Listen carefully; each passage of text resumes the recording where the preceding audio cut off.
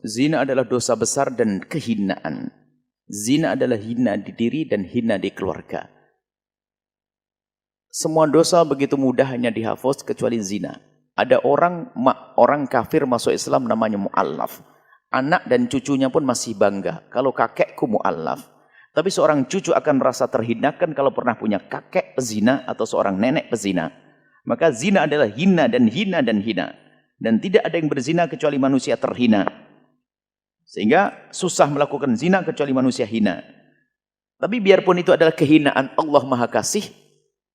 Jadi wanita mulia itu susah berzina. Suatu ketika ada wanita Hindun. Hindun itu yang pernah menyuruh Wahsi membunuh Sayyidina Hamzah. Kemudian begitu bencinya dengan Hamzah, diambil hatinya lalu digigit. Akilatul Akbat, Hindun. Setelah masuk Islam, diajak baiat oleh Rasulullah. Wahai wanita-wanita masuk Islam, berbaiatlah kau, berjanjilah engkau. Berjanji untuk apa ya Rasulullah? Perempuan-perempuan. Berjanjilah kalian untuk tidak menyekutukan Allah. Ya Rasulullah, kami berjanji untuk tidak menyekutukan Allah. Apalagi, berjanjilah kalian wahai wanita untuk tidak mencuri. Kami berjanji untuk tidak mencuri. Berjanjilah kalian untuk tidak minum minuman keras. Kami berjanji untuk minum keras. Berjanjilah kalian wahai wanita untuk tidak berzina. Hindun tidak terima. Ya Rasulullah, atasnil hurratu. Ya Rasulullah, apakah kebayang orang merdeka sepertiku ini melakukan zina? Orang mulia sepertiku melakukan zina? Orang mulia susah melakukan zina. Enggak mudah melakukan zina. Hanya rendahan saja. Akan tapi pun demikian, bagi siapapun yang sudah kepleset dalam zina, bisa menjadi mulia dan tidak benar kalau orang berzina tidak diampuni dosanya 40 tahun itu adalah berita bohong. Kalau dia setelah berzina, tobat langsung diampuni oleh Allah. Asalkan dia tobat, menyesal, menangis. Tobat yang sesungguhnya.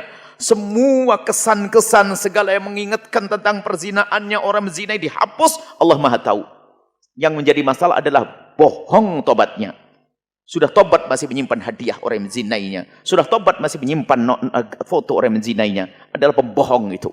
Tidak akan diampuni oleh Allah. Tobat, menyesal, benci dengan perbuatan itu. Menangis, menyesal. Bahkan tempat yang menjadikan dia berzina, tempat berzina dia akan benci dengan terus. Apakah itu hotel atau kamar? Ini ada orang katanya tobat tapi masih terkenang dengan keindahan di tempat itu. Bohong dia. Tapi kalau sudah bertobat, hari itu juga diampuni. Tidak nunggu 40 tahun. Itu berita bohong. Allah Maha Pengampun. Menyesal. Dan ingat, dosa zina adalah dosa yang harus ditutup. Maka bagi siapapun yang ingin bertobat dari zina, cukup mengadulah kepada Allah. Jangan ngadu kepada bangsa manusia. Semakin dia bisa menutup di depan manusia, Allah akan tutup. Cukup dia menangis di hadapan Allah. Enggak perlu bercerita kepada siapapun. Seorang wanita pun yang mau menikah, mungkin dia punya masa lalu kelam mau berzina, telah berzina, tidak perlu bercerita kepada laki-laki yang akan menikahinya. Seorang laki-laki pun tidak perlu bercerita kepada wanita yang akan dinikahinya. Cukup Allah yang tahu. Hanya banyak wanita bodoh. Dia punya masa lalu kelam, bertobat, sudah benar karena dia jarang ngaji. Di saat dilamar oleh seorang laki-laki, dia jujur-jujur, polos-polosan. Akhirnya gak jadi dinikahi. Sebab perzinaan tidak boleh ceritakan. Tutup antara engkau dengan Allah saja. Ngadu. Sehingga ada orang ngadu kepada Nabi, ya Rasulullah, laqad zanaitu, halaktu laqad zanaitu, fatuhhir ya Rasulullah, aku kepleset dalam zina. Sucikan, minta dicambuk, minta dirajam. Nabi tidak langsung menjawab. Nabi menutupi, la'allaka lamasta. Mungkin kamu hanya menyentuh saja. Tidak ya Rasulullah, aku melakukannya. La'allaka qabbalta. Mungkin kau hanya mencium saja. Tidak ya Rasulullah, aku melakukannya. La'allaka fakhata. Mungkin tidak sampai masuk ke situ. Tidak ya Rasulullah, aku melakukannya. Sehingga para ulama bersepakat bahasanya tidak dianjurkan orang bertobat dari zina untuk ngadu ke mahkamah hakim. Tolong rajam saya, cambuk saya. Tidak dianjurkan. Akan tapi kenapa? Itu ada sangkut pautnya dengan nama baik keluarga. Kemudian dia akan direndahkan. Susah baginya untuk berkumpul dengan orang baik karena sudah dicap zina. Dulu pernah dirajam dan sebagainya. Atau dulu pernah dicambuk dan sebagainya. Kalau dirajam sampai mati. Akan tapi alangkah indahnya Islam yang bertobat cukup tutup. Dan dianjurkan untuk hijrah ke tempat yang tidak tahu kalau dia pernah berzina. Ke masyarakat yang tidak mengenal dia berzina. Sehingga dia di sana tampil sebagai seorang yang soleh. Seorang wanita yang solehah. Urusannya dengan Allah subhanahu wa ta'ala. Maka hanya orang bodoh yang bercerita tentang perzinaannya. Semoga Allah mengampuni kita semuanya. Bohong. Bahkan tidak benar riwayat hadis. Orang berzina tidak akan sampai 7 keturunan. Bohong, hadis palsu. Nggak ada itu. Hadis palsu. Anaknya bersih suci kok disalah-salahin.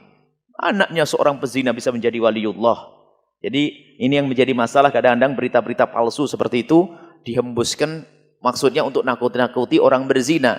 Tapi kalau namanya palsu ya palsu, bohong ya bohong, nggak boleh, haram, dosa menyebarkannya. Semoga Allah mengampuni kita semua dan menjauhkan kita dari zina. Dan awas, jangan sekali-kali Anda berani membicarakan orang yang berzina. Kalau Anda tidak ingin keluarga Anda tertimpa musibah yang serupa. Kalau Anda mungkin Anda punya kawan dekat dan dia bercerita tentang perzinaannya, Anda tutup. Bahkan Anda pun tidak boleh cerita kepada istri Anda. Karena apa? Pribadi. Mungkin dia telanjur curhat kepada Anda. Anda seajari dia. Tutup. Jangan cerita ke siapapun. Dan Anda pun amanat tidak boleh cerita kepada siapapun. Kalau Anda membongkar aibnya orang tersebut, Allah akan bongkar aib Anda. Bahkan sebagian riwayat, tidak ada orang yang membuka aibnya seseorang, kecuali dia tidak akan mati, kecuali diuji dengan aib yang serupa. Hati-hati urusan perzinaannya. Sekarang ada orang yang sambil ngaji menggunjing pezina tetangganya tadi. Na'udzubillah, jaga mulut Anda, jangan menceritakan orang yang berzina. Bahkan berusahalah Anda untuk sedih. Kalau Anda mendengar tetangga melakukan zina, panjatkan doa. Ya Allah, ampuni dia, tutup aibnya ya Allah. Bukan untuk Anda gunjing. Kadang habis tahajudan sama suaminya, malam-malam lihat ada motor di gangnya, dibuka jendelanya, anak gadis tetangganya diantarin laki-laki. Sang bapak ngomong, Ma, si itu pulang diantar laki-laki. Oh iya, sudah sama, ibunya dulu juga begitu. Tahajudan menggunjing orang. Na'udzubillah, hati-hati, ahli ibadah, tidak pakai ilmu, neraka juga itu nanti.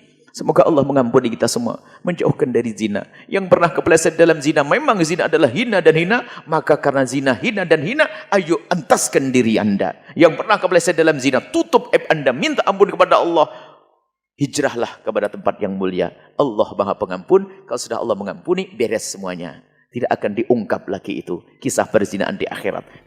Kalau seorang hamba itu tobat. Setelah Anda menyaksikan video ini, jangan lupa berselawat kepada baginda Nabi Muhammad sallallahu alaihi wasallam.